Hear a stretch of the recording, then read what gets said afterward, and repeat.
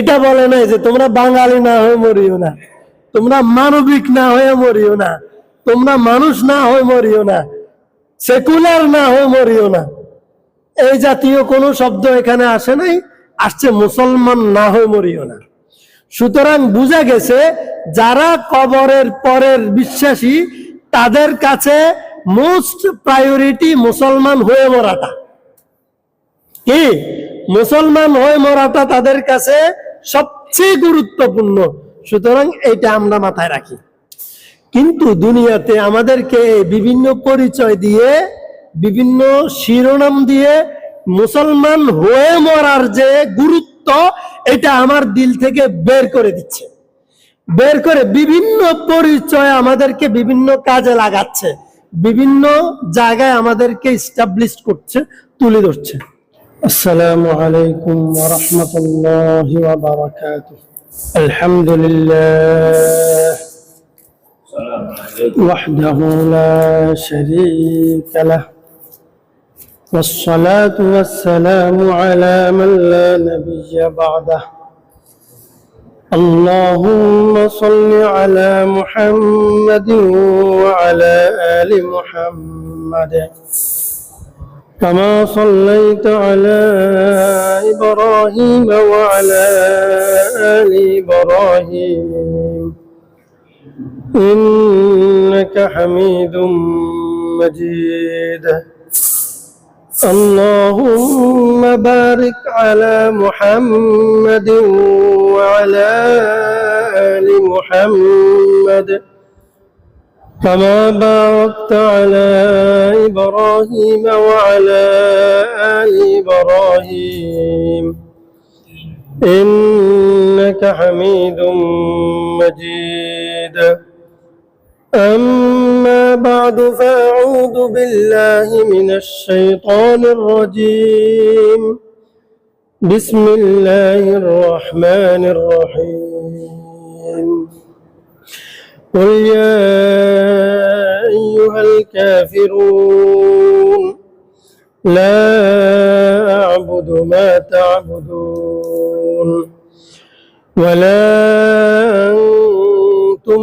عابدون ما أعبد ولا أنا عابد ما عبدتم ولا أنتم عابدون ما أعبد لكم دينكم ولي دين آمنت بالله صدق الله مولانا العظيم سبحانك لا علم لنا إلا ما علمتنا إنك أنت العليم الحكيم رب زدني علما رب اشرح لي صدري ويسر لي أمري واحلل عقدة من لساني يفقه قولي رب يسر ولا تعسر وتمم علينا بالخير আলহামদুলিল্লাহ। আল্লাহ পাকের মেহেরবানি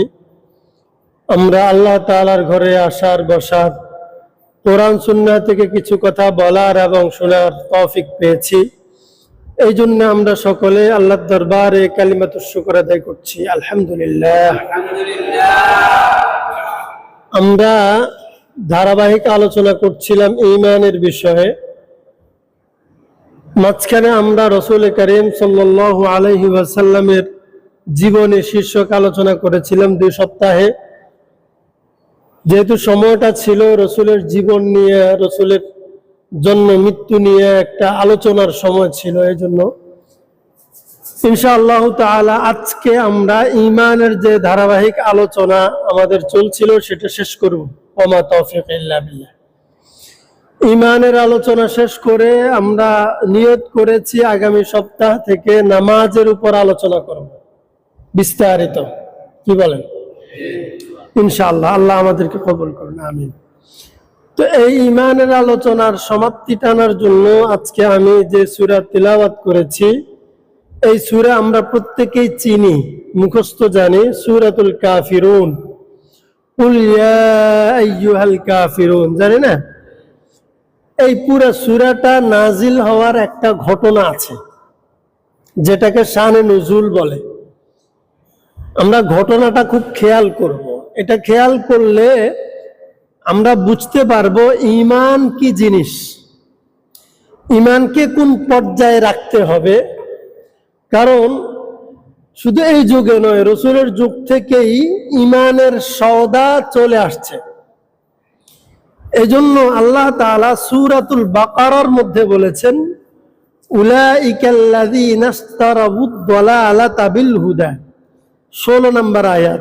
পৃথিবীতে এক শ্রেণীর মানুষ আছে যারা ঈমানের বিনিময়ে গোমরাহি কিনে নেয়। কিছু নিতে হলে কিছু দিতে হয়, কথা একটা আছে না, নিতে হলে দিতে হয়। মুফত বিনামূল্যে কোনো কিছু পাওয়া যায় না। বাবা মা সন্তানকে যেটা দেয় সেটাও বাবা মায়ের সন্তান হওয়ার কারণে দেয়, আর বিনিময়ে সন্তান বাবা মাকে বাবা ডাকে, মা ডাকে, তাই না? যেই সন্তান বাবা মাকে মা ডাকে না, বাবা ডাকে না, পরিচয় দেয় না, ওই বাবা মাকে এই সন্তানকে কিছু দিবে? বিনিময় আছে, কিন্তু বাবা মাও বিনিময় ছাড়া দেয় না। দেখবেন মা না ডাকলে বা মা না ডাকলে ওরাও মনে কষ্ট নেয়, ওরাও পেরেশান হয়। ঘটনা কি? ছেলে কেন বাবাকে বাবা ডাকে না, ছেলে কেন মাকে মা ডাকে না? তাহলে বিনিময়ে কিছু দিতে হলে কিছু নিতে হয়, এমনিতে হয় না। তো আল্লাহ তাআলা সূরাতুল বাকারার এক আয়াতে বললেন, ঈমান আনার জন্য কুফরি তাগুতকে বর্জন করতে হবে।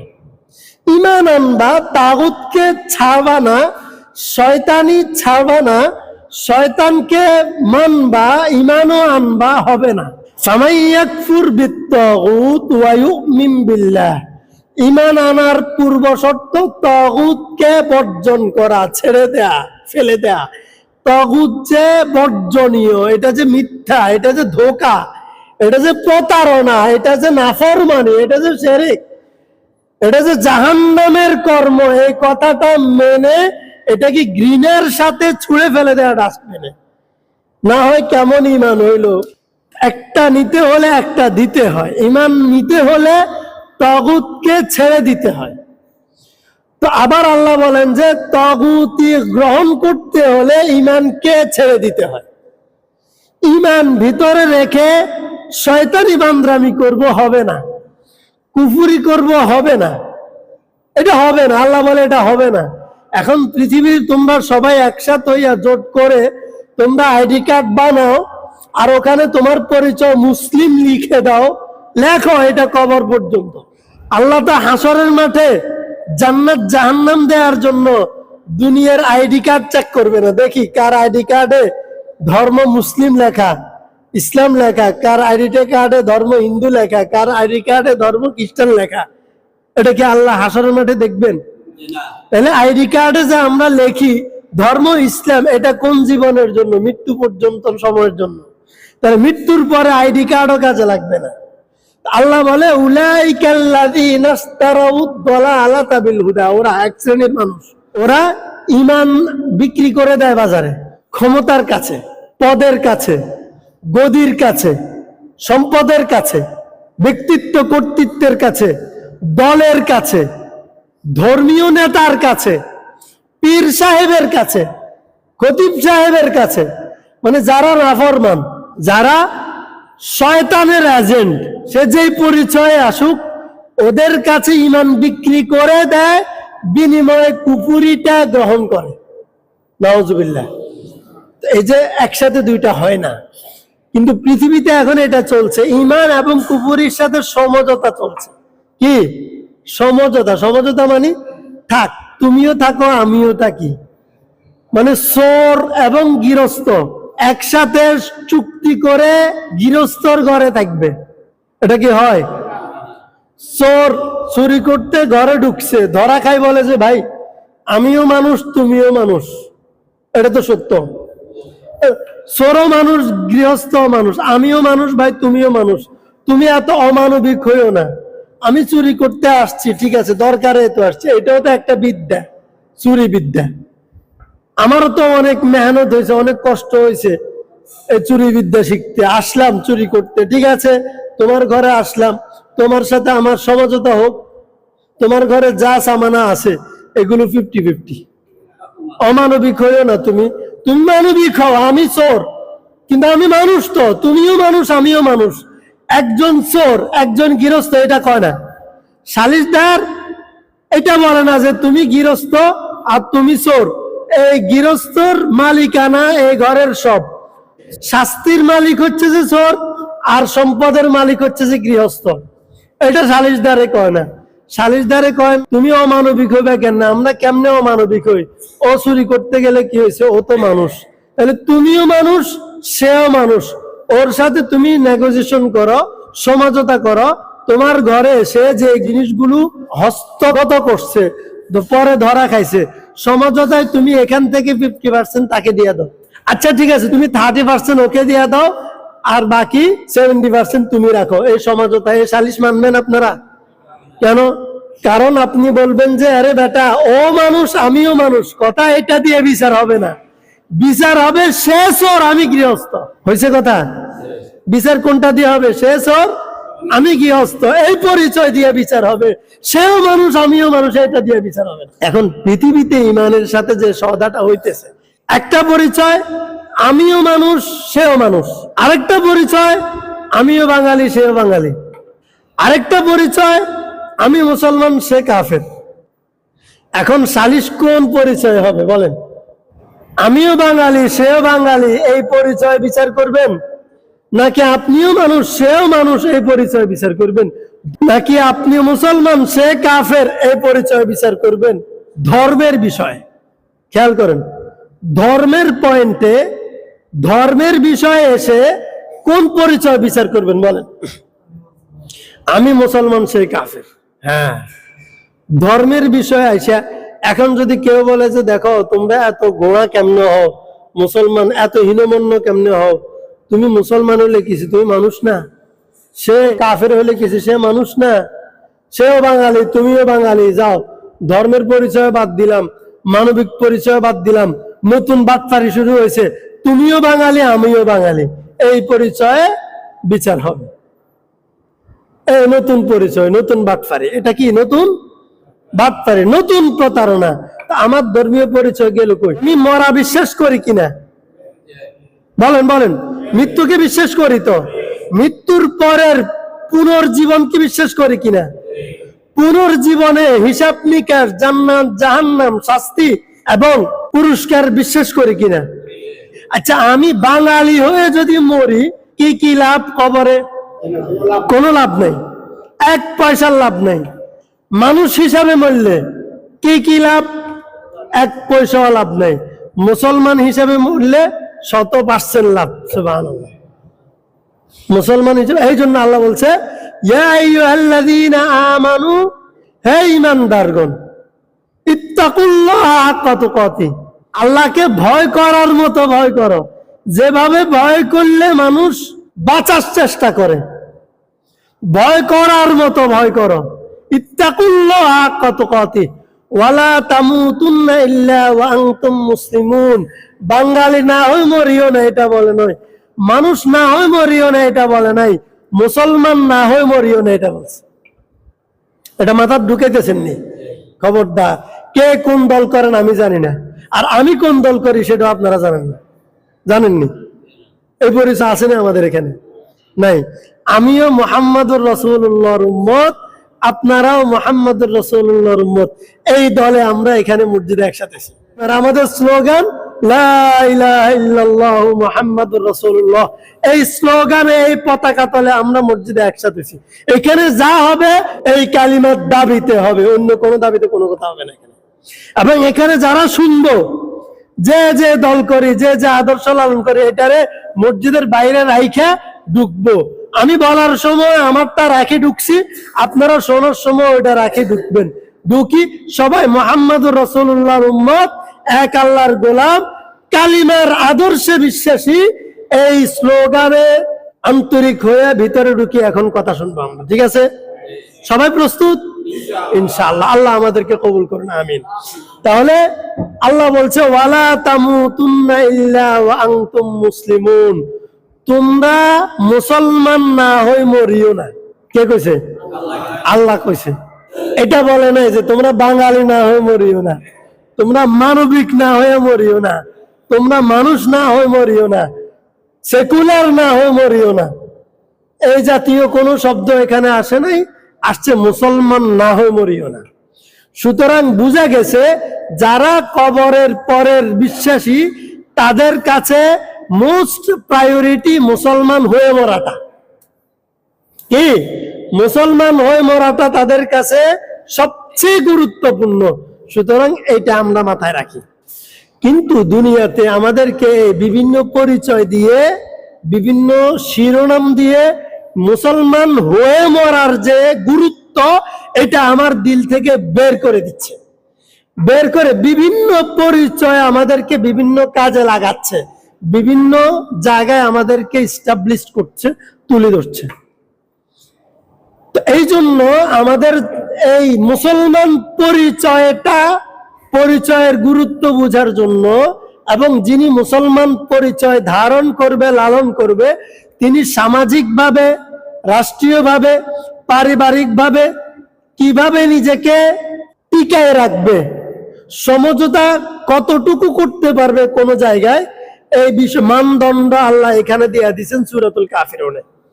এবং এই সূরা নাজিলের গুরুত্বপূর্ণ কারণ, প্রেক্ষাপট, ঘটনা হইল রাসূল কারীম সাল্লাল্লাহু আলাইহি ওয়াসাল্লাম যখন নবুয়ত পাইছেন, সবাইকে ধরে ধরে বলতেছেন, দেখো তুমি যে মূর্তি পূজা করতেছ, লাত, মানাত, উজ্জা, হুবল, এই যে এদেরকে যে তোমরা পূজা করতেছ, এটা খারাপ, এটাকে শিরক বলে। তোমাদের এই লাত, মানাত, উজ্জা, এই মূর্তিগুলো তোমাদের কোনো উপকার করতে পারে না, এটা তোমাদের কোনো উপকারে আসে না। এই মূর্তিগুলা নিজের উপকারও নিজে করতে পারে না। যারে তুমি সহযোগিতা করতেছ, সে কিভাবে তোমার সহযোগিতা করবে, এই সেন্সটা তোমার কেন নাই? এইভাবে যখন সবাইকে বুঝাইতেছে, সবাই তো এই কাজে লিপ্ত। এখন যখন সবাইকে এটা বুঝাইতেছে, তখন আবু জাহাল, উতবা, সাইবা, ওয়ালিদ ইবনে মুগীরা, ওরা সবাই নেতারা একসাথ হয়ে বলতেছে, দেখো আমরা বাপদাদা থেকে যে ধর্ম চর্চা করতেছি, আমাদের সমাজ, সামাজিক সংস্কৃতি বাপদাদা থেকে যেভাবে হয়ে আসছে, আমাদের ধর্মকর্ম যেটা এত বছর ছিল, আছে এখনো, মুহাম্মদ তো আমাদের ধর্মের বিরুদ্ধে বলতেছে, আমাদের ধর্মকে মিথ্যা বলতেছে, খারাপ বলতেছে, আমাদের মূর্তিকে পাথরের বানানো বলতেছে, উপকারে আসে না বলতেছে। এগুলো তো আমাদের ধর্মের বিরুদ্ধে কিনা বলেন? বিরুদ্ধে বলেন। এগুলো মূর্তি ধর্মের বিরুদ্ধে কিনা কথা? বিরুদ্ধে। কথা সত্য, বিরুদ্ধে বলতেছে। যখন বলতেছে মুহাম্মদরে থামাইতে হবে, থামানোর জন্য কোন পয়েন্টে থামামো, এই যুক্তিটা করছে। যুক্তির মধ্যে ওয়ালিদ ইবনে মুগীরা এ ছিল যে নাড়া কিছু আছে না এলাকায়, নাড়া কিছু আছে না সালিশদার, সিয়ন বুদ্ধি, শতাঙ্গা বুদ্ধি, বেগিন হাতার মাথাত, ওয়ালিদ ইবনে মুগীরা হয়েছে এই মার্কা নাড়া সালিশদার। কিছু পয়েন্ট আগে বাইর করতে হইব। মুহাম্মদের কথার যে কথাগুলো দিলে বাজারে খাইব, মুহাম্মদের বিরুদ্ধে জিগিন কইলে বাজার খাইব, এরকম কথা কইতে হইব। এবং কথাগুলো বাস্তবসম্মত হইতে হবে, অবাস্তব না, বানোয়াট না, বাস্তবসম্মত হইতে হবে। এবং বাস্তব কথা আমরা বলবো যে সে জাদুকর, কথাও বলছে যে সে জাদুকর। তো ওয়ালিদ বলে যে জাদুকর কই বাজারে খাওয়ান যাইব নি, আগে আমি যাই যাচাই করি। সে আসছে যাচাই করতে মুহাম্মদ রাসূলুল্লাহর কাছে। যাচাই করতে আইসা যখন আলোচনা করছে, মুহাম্মদ রাসূলুল্লাহ যখন কোরআন তিলাওয়াত শুনাইছে, কথাগুলো বলছেন, সে বলে যে আরে বাপরে বাপ, এরে জাদুকর যদি বলি মানুষ আঙ্গারে ঠুন্ডা হিসা দিয়ে উঠবো। ব্যাক কল তো করে জ্ঞানী কইছে কে? এই যে কথাগুলা বলে, এগুলোর ওজন নেয়ার মানুষ হতো নাই, জাদুকররা কে কথা কইতে হারেনি, ও এইটা বাজারে খাইতো না। দেখেন এগুলো কিন্তু রাসূলের সিরত।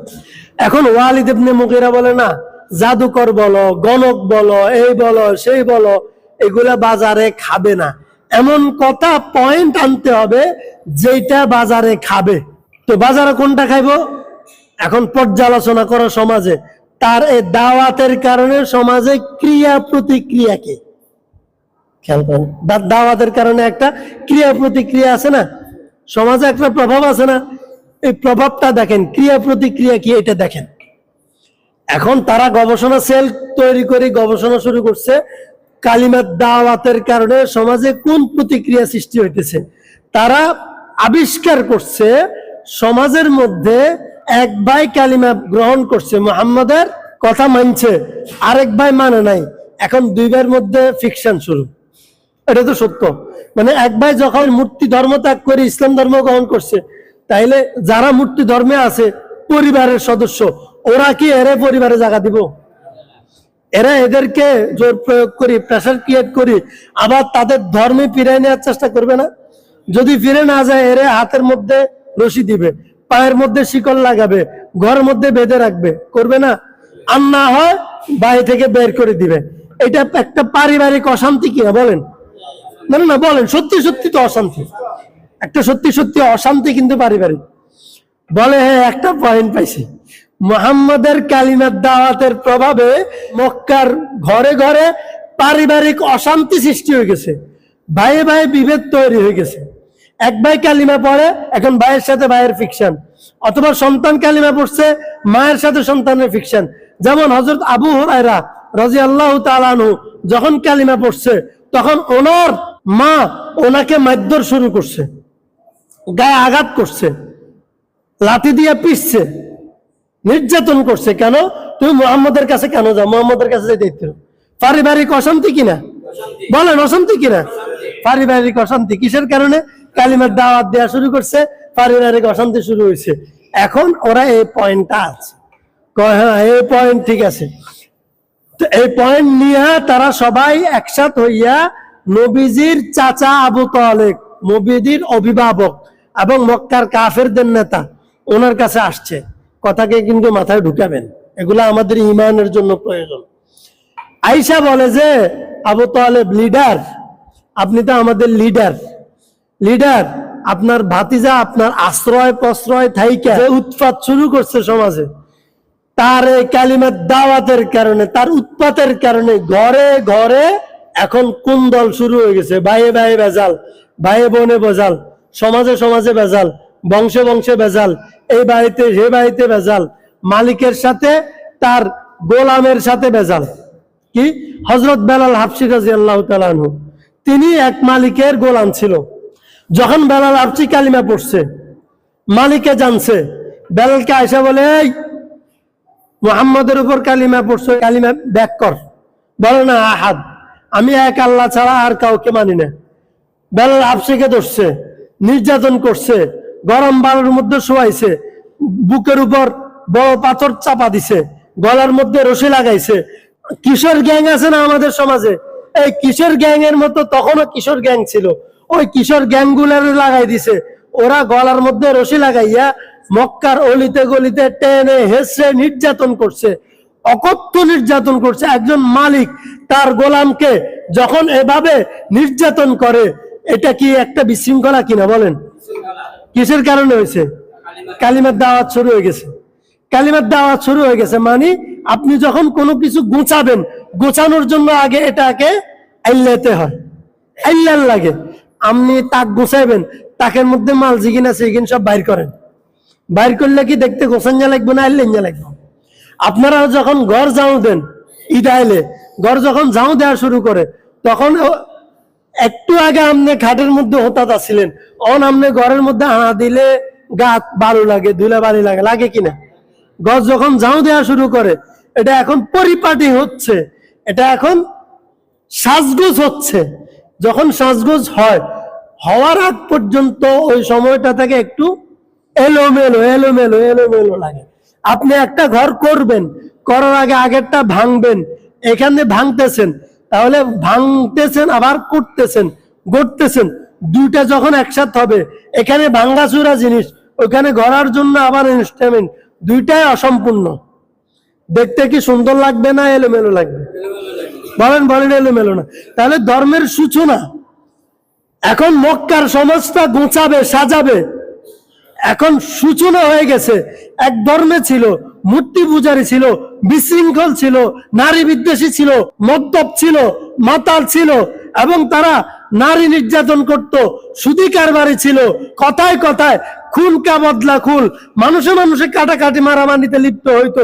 এই যে অবস্থা, বিশৃঙ্খল পরিবেশ, এটাকে শৃঙ্খলায় আনতে হইলে সময় লাগবে না?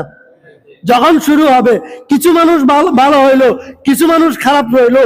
এখন তো আবার খারাপ হইলে একভাবে চলে, খারাপে খারাপ চলে। আর যখন কিছু ভালো কিছু খারাপ, তখন খারাপে ভালো ফিকশন হয় কিনা? খারাপে ভালো ফিকশন হয় কিনা? এখন ফিকশন শুরু। কথাটা সহি। এখন এই পয়েন্টটা এসে বলে যে আবু তালেব, তোমার ভাতিজারে ফিরাও, ভাতিজারে সামলাও, তোমার ভাতিজারে নিয়ন্ত্রণ করো। তার এই কালিমার দাওয়াতের কারণে, ধর্মের দাওয়াতের কারণে মক্কার সমাজে ফিকশন শুরু হয়ে গেছে, বেজাল শুরু হয়ে গেছে, ঘরে ঘরে অশান্তি শুরু হয়ে গেছে। এখন তাকে হিরাও। কি করতে হবে? ভাতিজা আসো, এদিকে আসো, মক্কার গণ্যমান্য সব মানুষ তোমার কাছে আসছে, শোনো তারা কি বলতে চায়। তো সবাই মিলে বলে যে ভাতিজা মোহাম্মদ, তুই ভদ্র হলা, বালা হলা, এতদিন ধরে আমরা অনেক মায়া করছি, অনমায়া করি, খবরদার তুমি যেটা শুরু করছো এটা থাও নিজে, কিন্তু সমাজে অশান্তি করিও না বাবা, বাবা সমাজে অশান্তি করিও না। আল্লাহর হাবিব সাল্লাল্লাহু আলাইহি ওয়াসাল্লাম কয়, কি কোন চাচারা, আমারও তো আল্লাহ এই কামেল্লাই হারাইছে, অশান্তি করবেন লাই নো, আপনারা যেটারে অশান্তি কন ওইটাল্লাই তো আমারে পাঠাইছে আল্লাহ। আমি এটা না করলে আমার নবুয়তের দাম কি? কিরে ভাই, মূর্তি খারাপ এই কথা বলার জন্য আমারে পাঠাইছে, মূর্তি পূজা ছাড়ো এই কথা বলার জন্য আমারে পাঠাইছে, এক আল্লাহর গোলামি করো এই কথা মানুষকে বলার জন্য আমার নবী বানাইছে। আমি যদি এই কাজগুলোই না করি তাহলে আমার নবুয়তের দাম কি? আমার কামে তো এটা। চাচা মাফ করিয়ে না,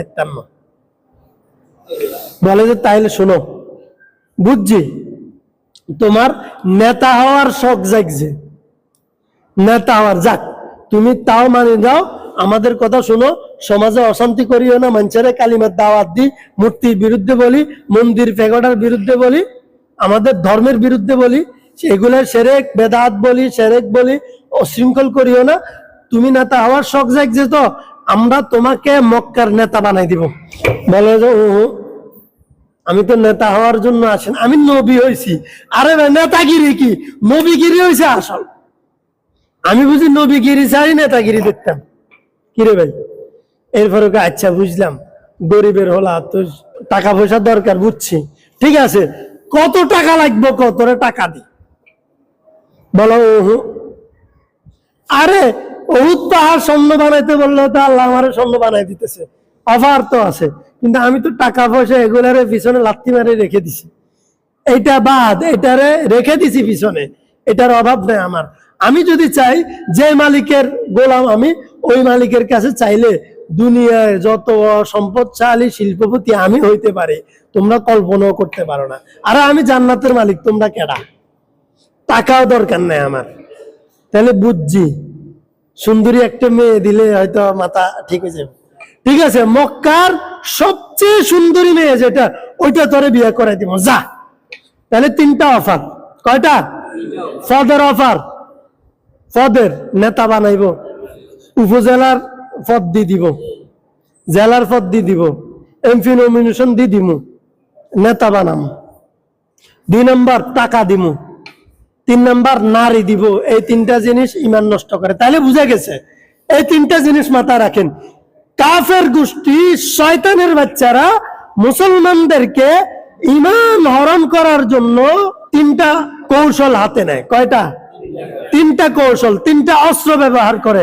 1 নম্বর পদের অস্ত্র, 2 নম্বর অর্থের অস্ত্র, 3 নম্বর নারীর অস্ত্র।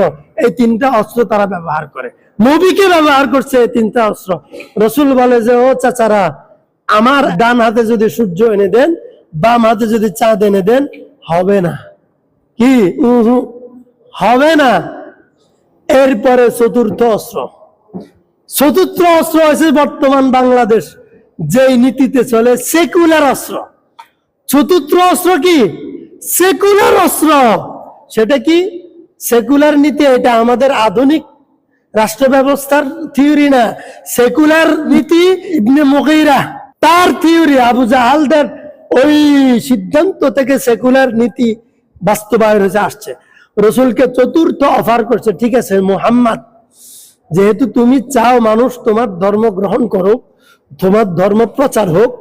এক কাজ করো, তোমার সাথে আমরা বেজাল করব না, তুমি আমাদের ভাতিজা মানুষ, ছোট মানুষ, আমাদের সমাজকে অশান্ত করিও না। বছরে একবার আমরা তোমার ধর্ম চর্চা করব, আর তুমি একবার আমার ধর্ম চর্চা করো। আমার ধর্মের সাথে 1 বছর থাকো, আমাদের সাথে 1 বছর তুমি মিলেমিশে থাকো।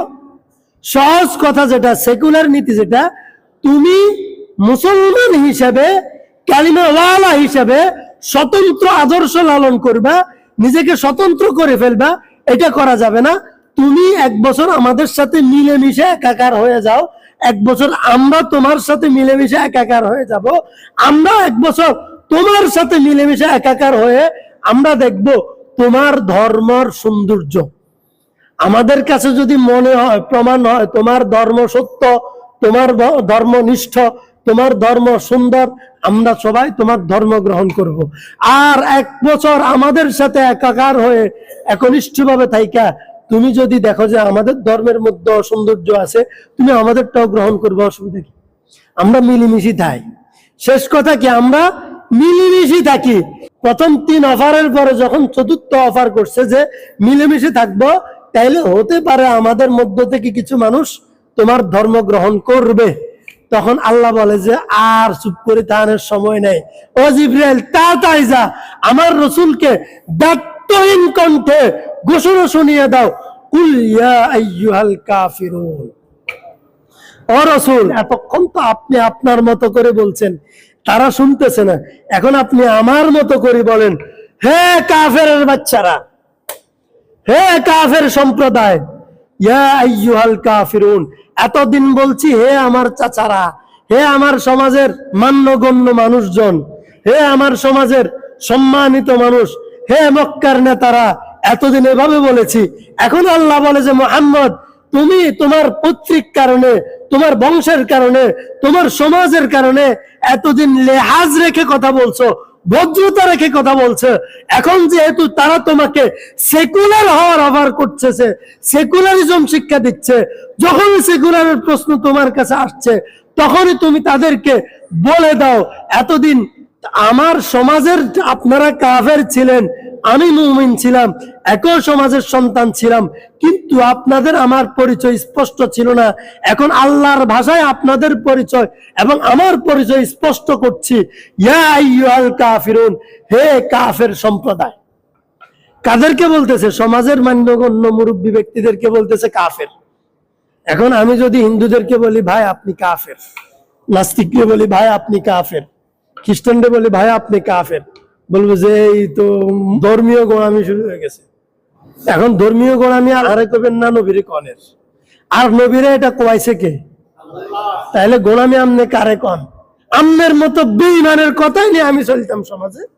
তোমরা আমাকে যে সেকুলারিজমের শিক্ষা দিচ্ছ, যে সমঝোতার শিক্ষা দিচ্ছ, মিলেমিশে থাকার যে তোমরা অফার করতেছ, লা আবুদু, আমি সেই বস্তু বা ব্যক্তির ইবাদত করি না, সে মূর্তির গোলামি করি না, তোমরা যার ইবাদত করো। ওয়ালা আনতুম আবিদুনা মা আবুদ ওয়ালা আনা আবিদুম মা আবাদতুম। এখন পর্যন্ত যে এভাবে আছি, ভবিষ্যতের কথা যদি শুনতে চাও তাহলে সেটাও শোনো। তোমরা যে বস্তু, যে মূর্তি, যেই ধর্মের অনুসরণ করো, ইবাদত করো, আমি ভবিষ্যতেও কোশ্চিনকালেও সেই ধর্মের ইবাদত করব না, সেই ধর্মের সাথে সমঝোতায় চলবো না। ওয়ালা আনতুম আবিদুনা মা আবুদ, কারণ তোমাদের ধর্ম আচার আমার ধর্মাচার এক নয়। আমি, তোমরা যে ধর্মের ইবাদত করো, আমি তার ইবাদতকারী নই। লাকুম দীনুকুম ওয়ালিয়া দীন, তোমাদের ধর্ম কর্ম একরকম, আমার ধর্ম কর্ম আরেক রকম। এমন আমাদের ধর্ম কর্ম যে দুইটাকে একসাথ করা যায় না। তখন নবী ওদেরকে এই কথা শুনাই দিচ্ছেন, সমঝোতা হবে না। তাহলে দেখেন, নবীকে প্রথম অফার করছে যে আপনি আমাদের মূর্তির বিরুদ্ধে কইেন না। এখন ইমান বুঝার জন্য ছোট্ট একটা পয়েন্ট বলে শেষ করছি। আপনারা বুঝেন আমাদেরকে কিভাবে বেঈমানির দিকে সিস্টেমটা নিয়ে যাচ্ছে। আমাদের ধর্ম উপদেষ্টা যিনি বর্তমান, ডক্টর অফ খালেদ, অনেক বড় আলেম, বাস্তবিকভাবে অনেক বড় আল্লামা। একটা রাষ্ট্র, সেকুলার রাষ্ট্র কিভাবে মানুষকে বেঈমান বানায়? একটা রাষ্ট্রে শিক্ষা মন্ত্রণালয়, স্কুল শিক্ষা বোর্ড আলাদা, মাদ্রাসা শিক্ষা বোর্ড আলাদা। আপনি সচিবালয় গেলে প্রত্যেক সেক্টর আলাদা আলাদা, এবং প্রত্যেক সেক্টরের জন্য আলাদা আলাদা ব্যক্তি।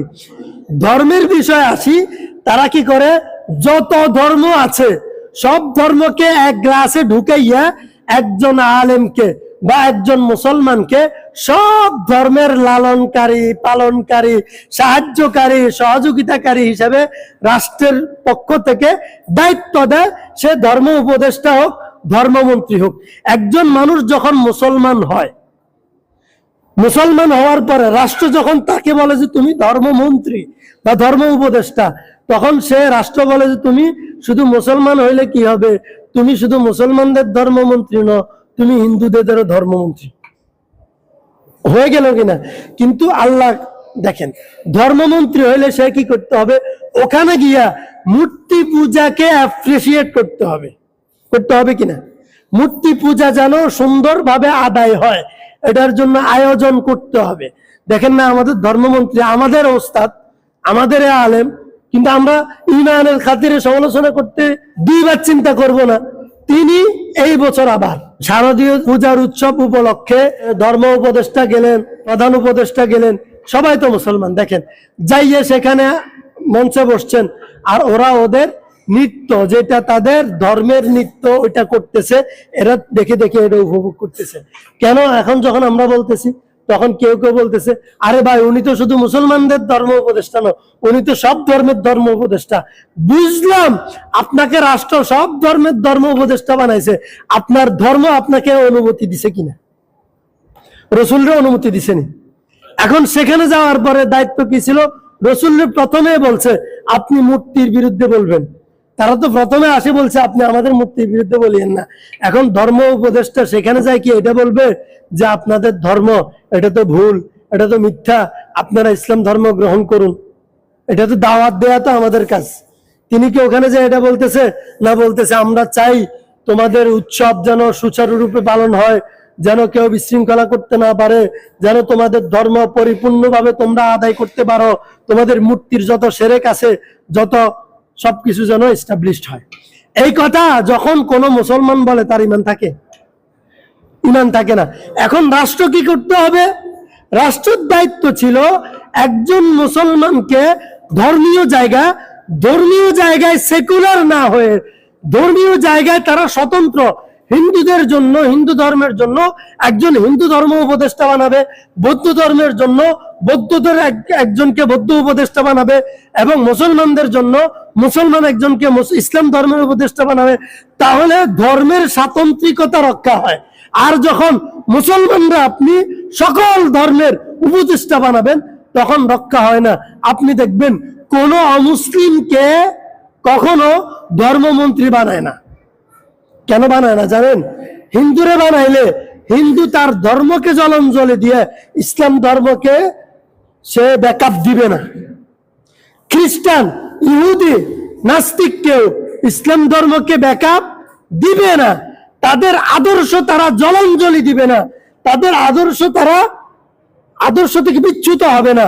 এই জন্য মুসলমানদেরকে ওই সেকুলার থিওরি, তো ওই আবু জাহাল থেকে আসছে, সেকুলার থিওরি অফার দিয়া মুহাম্মদ রাসূলুল্লাহকে সেকুলার বানাই সকল ধর্মের নবী বানানোর চেষ্টা ছিল। ঠিক একইভাবে বর্তমানেও আমাদের রাষ্ট্র সিস্টেমটা আমাদেরকে সকল ধর্মের লালনকারী, পালনকারী বানাচ্ছে। একটা হচ্ছে ইসলাম ধর্ম শ্রেষ্ঠ ধর্ম, আরেকটা হচ্ছে ইসলাম ধর্ম একমাত্র ধর্ম। মুসলমানদের ঈমান ইসলাম ধর্ম একমাত্র ধর্ম, আর অন্যরা আমাদেরকে শিখায় ইসলাম ধর্ম শ্রেষ্ঠ ধর্ম, বাকি অন্যরাও ধর্ম। আল্লাহ বলে ওয়ামা ইয়াবতাগি গায়রাল ইসলামি দীনান ফালা ইউকবালা মিনহু ইন্নাদ-দীনা ইনদাল্লাহিল ইসলাম। ইসলাম একমাত্র ধর্ম, অন্যগুলা ধর্মের নামে চললেও সেটা আমার কাছে গ্রহণযোগ্য নয়। আল্লাহ আমাদেরকে ব্যক্তি জীবনে, সামাজিক জীবনে, সকল ক্ষেত্রে রাষ্ট্রীয়ভাবে ঈমান সুরক্ষার ব্যবস্থা করে দেন। আমিন। ওয়া আখির দাওয়ানা আলহামদুলিল্লাহি রাব্বিল আলামিন।